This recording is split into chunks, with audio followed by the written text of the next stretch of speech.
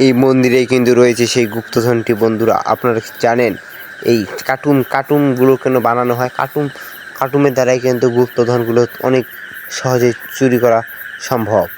এখানে দেখাবো আপনাদের কীভাবে কার্টুনের দ্বারাই একটি ডায়মন্ড চুরি করা হয়। দেখুন, একজন ম্যাজিশিয়ান কিন্তু এর লক্ষ্য কিন্তু একটা ডায়মন্ডটা চুরি করা সেই মন্দির থেকে। তিনি শুধু এখানে অনেক বড় গ্যাং মিলে নেমেছে তা এই মন্দির থেকে ডায়মন্ডটা চুরি করার জন্য।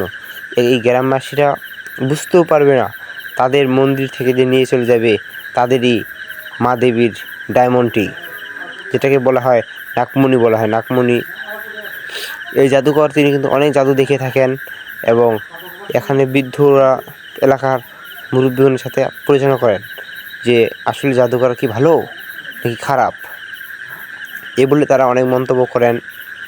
কিন্তু অনেক লোকে বলে ভালো, আবার অনেকে বলে খারাপ। তারা এই ম্যাজিশিয়ানের বেলা নানা কিছু মন্তব্য করে। কিন্তু এই বৃদ্ধ মুরব্বী, তিনি হলো এলাকার প্রধান, তিনি বলে না না, সে ভালো, অনেক অনেক ভালো ম্যাজিশিয়ান, সে সৎ লোক।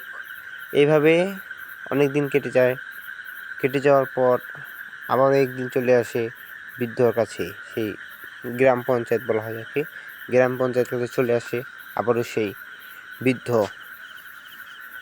বুড়ো, যে মন্দিরের পুরোহিত। আবারও কিন্তু ম্যাজিশিয়ান অন্য রূপে চলে এসেছে তার জাদু দেখানোর জন্য।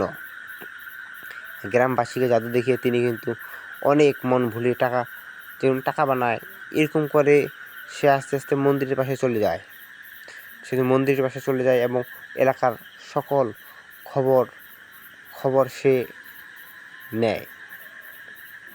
আশেপাশে কি চলছে না চলছে সেগুলো খবর সে নেয়। মন্দির কোথায়, কীভাবে ঢুকতে হবে, মন্দিরে ঢুকলে কী হবে না হবে সে খবরও সে পাকাপোক্তভাবে নেয়। যারা কার্টুন ভিডিও তৈরি করে তারাও কিন্তু জানে না যে এইখানে রয়েছে গুপ্তধনটি। সো আবারও চলে যায়, ম্যাজিশিয়ান আবারও চলে যায় আরেক বৃদ্ধা মহিলার কাছে। সে সেখানে গিয়ে আরও ভালোভাবে মন্দির সম্পর্কে খবর নেয় এবং সে ভালোভাবে জানতে চায় সে মন্দিরকে আদৌ রয়েছে গুপ্তধন।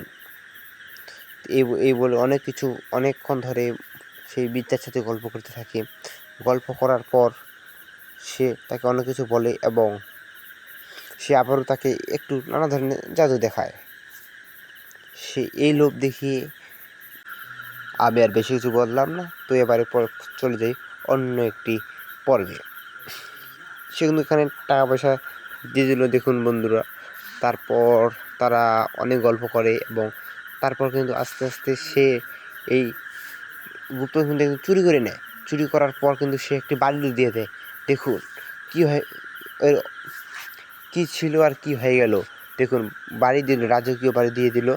তারপর সে কিন্তু তার কাজের লোকও রেখে দিল। এই ম্যাজিশিয়ানের পথে কপালে এতটাই দুঃখ রয়েছে যে সে নিজেও জানে না তার কপালে কতটা দুঃখ রয়েছে। এই বলে তার চাকর সেকে সাবধান করে দেয়, মালিক আপনি এসব করবেন না মালিক, আপনার দোহাই লাগে মালিক।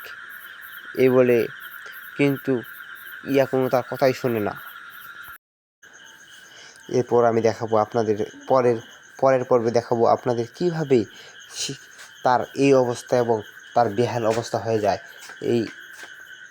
এই ম্যাজিশিয়ান কিন্তু অনেক চালাক, যার কারণে সে কিন্তু শেষে পথের ভিখারি হয়ে যায়।